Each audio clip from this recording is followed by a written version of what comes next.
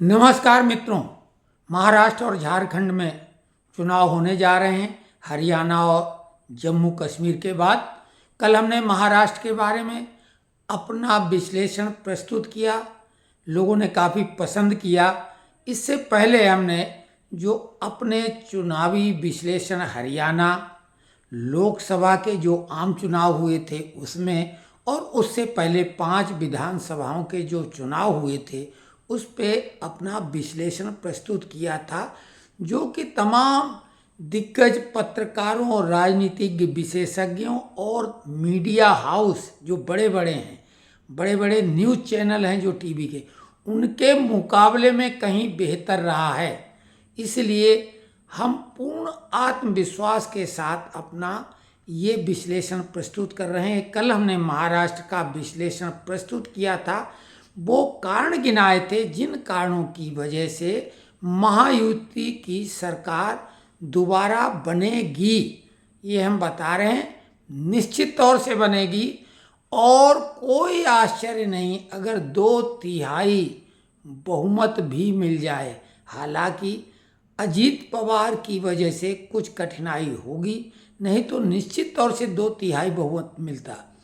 वही कारण लगभग झारखंड में भी मौजूद हैं, क्योंकि एनडीए की सरकार जो कुछ महीनों की थी, हालांकि कुछ महीने वो थोड़े ज़्यादा ही चल गई, लेकिन जो भी थी उसमें ऐसी ऐसी घटनाएं हुई या कराई गईं जिसमें सुशांत सिंह की हत्या, जिसे आत्महत्या बताया गया, मालेगांव में साधुओं को पीट पीट कर पुलिस संरक्षण में मार डाला गया, मुकेश अंबानी भारत के नंबर 1 उद्योगपति, उनसे वसूली कांड, खुलेआम गृह मंत्री के द्वारा वसूली की जा रही थी। तमाम ऐसे जो कुकृत्य सामने आए और जो शिवसेना हिंदू हृदय सम्राट के द्वारा निर्मित थी, बाल ठाकरे साहब, उनके सुपुत्र ने तो जो है मौलाना शरणम गच्छामी करके पूरी अपनी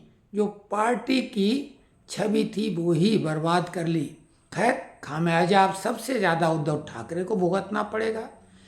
कांग्रेस की स्थिति भी अब ऐसी हो गई है कि हरियाणा हारने के बाद महाराष्ट्र में उन्हें उम्मीद है, लेकिन वो उम्मीद भी उनकी बिल्कुल धूल धूसरित होगी।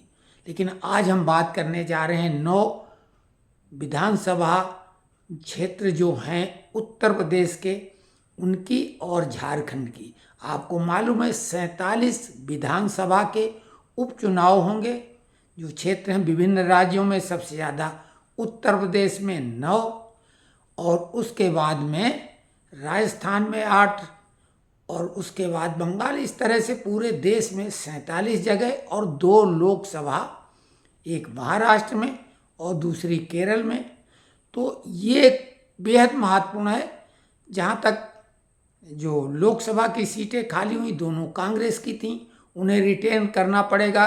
प्रियंका गांधी तो निश्चित तौर से जीत जाएंगी, कोई शक शुबा किसी को नहीं होना चाहिए, और लंबे मार्जिन से जीतेंगी, लाखों में जीतेंगी, इसमें भी कोई शक नहीं। महाराष्ट्र की सीट कांग्रेस की जाने की संभावना बन रही है।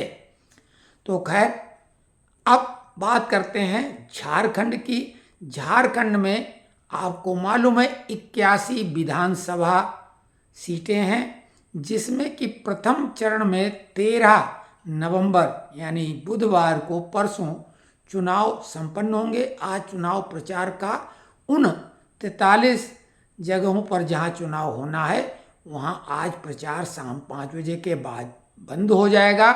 परसों मतदान होगा और 20 नवंबर को महाराष्ट्र में एक साथ 288 और बाकी झारखंड की बची हुई 38 सीटों पर मतदान होगा। 23 नवंबर को परिणाम आएगा। तो झारखंड में चुनाव के दरमियान हेमंत सोरेन जेल रिटर्न, तो उनके सचिव सुनील श्रीवास्तव जी के यहाँ छापा पड़ा, साथ में 10 अन्य स्थानों पर भी छापा पड़ा। बहुत बड़ी रकम तो बरामद नहीं हुई, 15 लाख रुपए ही बरामद हुए, लेकिन तमाम कागज पत्र ऐसे बरामद हुए कि ये जो हेमंत सोरेन की दिक्कतें बढ़ने वाली हैं।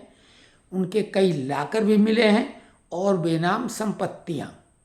लेकिन इस तरह से छापेमारी से क्या जेएमएम सहानुभूति बटोर पाएगी या उसकी पोजीशन और खराब होगी? कुल मिला के हेमंत सोरेन ने जेल यात्रा के दौरान जिन सोरेन को, चंपई सोरेन को मुख्यमंत्री बनाया था, उनको धक्के मार के बाहर निकाल दिया, बेइज्जत करके। सीताराम केसरी की तरह कांग्रेस में जैसे उनकी अध्यक्षता सोनिया गांधी ने छीनी थी, तो दोबारा जेल से आए और उनको हटा के कुर्सी से लात मार के और खुद बैठ गए। चंपई सोरेन आहत हुए और वो अब भाजपा में आ गए हैं। तो भाजपा ने पिछली बार जो गलती की थी, गठबंधन नहीं किया था और उसका खामियाजा भुगतना पड़ा। इस बार ऐसा बिल्कुल नहीं होने वाला है।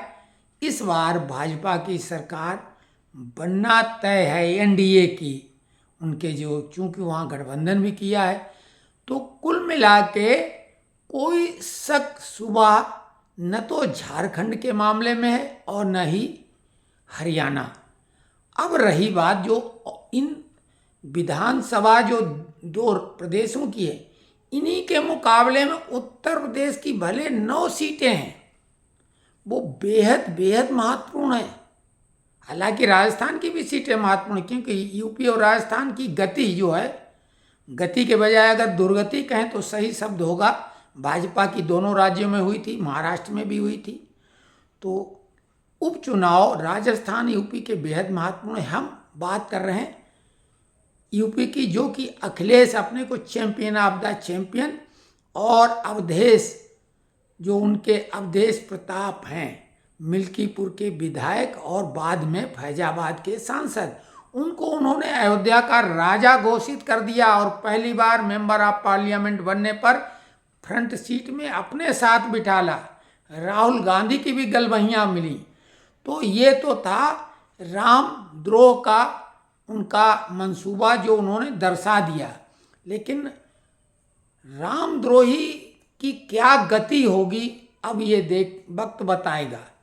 चुनाव में 10 सीटों पर चुनाव होना था, लेकिन मिल्कीपुर, वही जो अवधेश प्रताप पासी की सीट थी, उस पर चूंकि याचिका लगी हुई थी, इसलिए उसको होल्ड पे डाल दिया चुनाव आयोग ने। उसका चुनाव बाद में होगा याचिका के निर्णय के बाद। हालांकि जिन्होंने याचिका लगाई थी अपनी याचिका वापस ले ली, लेकिन उसमें देरी हुई। अब उसका चुनाव बाद में होगा। अब 9 सीटों पर चुनाव होगा, जिसमें भाजपा उन 9 सीटों में से 3 सीटें गाजियाबाद, खैर और फूलपुर में पहले जीत चुकी है, जो कि उसे रिटेन करना बेहद आवश्यक है। लेकिन भाजपा ने एक दांव और खेला, निषाद पार्टी की जो सीट थी मझवा, उस पर भी अपना कैंडिडेट उतार दिया। निषाद पार्टी को वो सीट नहीं दी, तो भाजपा ने अपना एक अलग से जो लगाया है। तो मझवा सीट जीतना बेहद आवश्यक है। मझवा सीट में किंतु परंतु की कोई गुंजाइश अब नहीं, क्योंकि निषाद पार्टी से वो सीट आपने ली है। आपकी गठबंधन वाली पार्टी थी, उन्होंने जीती थी, तो भाजपा की ही अब मानी जाएंगे 4, और 4 ही सीटें एसपी की, जो कि कटेहरी, करहल, सीसामऊ और कुंदर की 4 सीटें सपा की हैं। उनको बहुत जरूरी जीतना है। इनमें से अगर कोई भी सीट लूज करता, अगर इन 4 सीटों में भाजपा या कहीं की भी मिला के 4 सीटें भाजपा अगर नहीं जीतती है, तो उसकी बहुत किरकिरी होगी। और वही हाल सपा का होगा, क्योंकि सपा तो अपने को अब जो है 27 में मुख्यमंत्री मान के चल रही है। जहाँ तक मीरापुर सीट की बात है, वो रालोद ने जीती थी और वो जीत ही लेगी। तो कुल मिला के 5-4 का रेशियो है। जो भी 5 सीटें जीतेगा वो अपनी इज्जत बचाने में कामयाब होगा। 4 सीट जीतने वाले की किरकिरी होगी, लेकिन चूंकि भाजपा की 4 सीटें अपनी हैं, वो और प्लस रालोद, ये 5 सीटें जीतना जरूरी है। अगर इनमें से एक भी कम होती तो हर हाल में भाजपा को 5 सीटें जीतना है। संभावना पूरी है कि भाजपा 5 सीटें जीतेगी। जहां तक 4 सीटें जो सपा की हैं, चारों उनके गढ़ हैं, बहुत मजबूत हैं, चाहे वो करहल हो या सीसामऊ, दोनों उनके गढ़ हैं। करहल में यादव बाहुल्यता है, लेकिन वहाँ चुनाव रोचक हो गया, साले बहनोई की टक्कर है। जहाँ लालू यादव के दामाद और उनके दामाद के जीजा जी के बीच में टक्कर है, दोनों यादव हैं। और मायावती ने वहाँ पर, जो साक्य यादव के बाद दूसरे नंबर पे सबसे ज़्यादा हैं, उनके वोट हैं, तो मायावती ने साक्य कैंडिडेट उतार के चुनाव को रोचक बना दिया। साक्य से उम्मीद भाजपा कर सकती है। तो अब वहाँ का चुनाव रोचक जरूर हो गया है, लेकिन पलड़ा तो करहल में अखिलेश यादव का भारी है। अब देखते हैं भाजपा वहाँ क्या रणनीति लगाती है।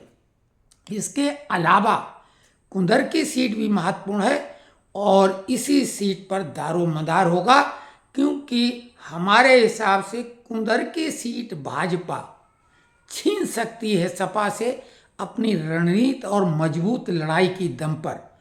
तो 3-6 का रेशियो होने की संभावना है।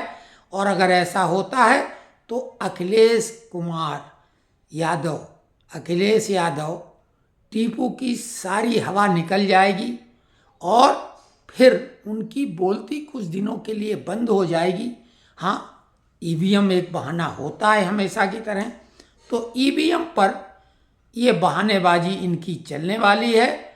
और वो चाहे महाराष्ट्र हो, झारखंड हो और उत्तर प्रदेश हो, केवल और केवल सहारा अंत में इनका ईवीएम रहेगा। और आपको बता दें परिणाम ऐसे क्यों होंगे, क्योंकि जॉर्ज सोरोस का न तो अब पैसा है न खटाखट वाले वायदे। तो खटाखट और जॉर्ज सोरोस जैसों का पैसा, केवल एक जॉर्ज सोरोस नहीं थे, आज भी छोटे मोटे जॉर्ज सोरोस इनको फंडिंग कर ही रहे हैं, लेकिन थिंक टैंक थे जो रणनीतिकार थे, उनकी मदद नहीं मिल रही। मीडिया की भी उतनी सक्रिय मदद मिलने वाली नहीं है। जहाँ तक एक्स हैंडल है, अब तो भी इन लोगों के विरोध में ही हो गया है। और लिब्रांडो गैंग का सबसे बड़ा दुश्मन तो एलन मस्क अब हो चुका है। कनाडा का सबसे बड़ा लिब्रांडो जस्टिन ट्रूडो अब जो है रहम की भीख मांग रहा है। और जॉर्ज सोरोस तो फरार है, बुड्ढा, हो सकता है अब कभी भी मरने की खबर आ जाए, क्योंकि अब तो उसका दिल बैठ ही गया होगा, तो कभी भी हार्ट अटैक हो सकता है उसको। तो कुल मिला के महाराष्ट्र झारखंड में भाजपा की सरकार बनेगी और उत्तर प्रदेश में 6-3 का रेशियो रहने वाला है। और ये होने पर अखिलेश की हवा टाइट हो जाएगी। हाँ, भाजपा जो ये दावा कर रही 9 की 9 सीटें, ये संभव नहीं लगता। 3 सीटें सपा जीत लेगी, ऐसा हमारा मानना है। गाजियाबाद, खैर और मजमा, इसके अलावा कुंदर की सीट ये जीत सकते हैं। फूलपुर सीट भी भाजपा जीतेगी। तो फूलपुर, गाजियाबाद, खैर, मजमा और कुंदुर की, साथ में मीरापुर, रालोद, तो ये 6 सीटें। लेकिन करहल, सीसामऊ और कटहरी उम्मीद करते हैं। हालांकि अगर कटहरी भी कहीं गंवा दी तो बहुत दिक्कत होगी। कटहरी और कुंदरकी में से एक सीट भाजपा छीन सकती है और वो इनके लिए खतरे की घंटी बनी। हालांकि ये सब सपा के गढ़ हैं, चारों सीट जहां वो जीते थे, लेकिन भाजपा इसमें से कम एक सीट जरूर छीनना चाहेगी। अगर कामयाब हो गई तो बल्ले बल्ले, नहीं तो मामला ड्रा वाला है। आगे चलने दो, फिर अभी पेज लड़ते लड़ते दोनों का पेज छूट गया, किसी की भी नहीं कटेगी पतंग। तो इसमें भाईजान भी अपनी पतंग लेके सक्रिय हैं, लेकिन उनका होना न होना यूपी में कोई मायने नहीं रखता। भाईजान तो जो है महाराष्ट्र में खेल बिगाड़ रहे हैं और साथ में सपाई किसका, एमबीए का। तो ये विश्लेषण कैसा लगा आप कमेंट्स में लिखिए। धन्यवाद।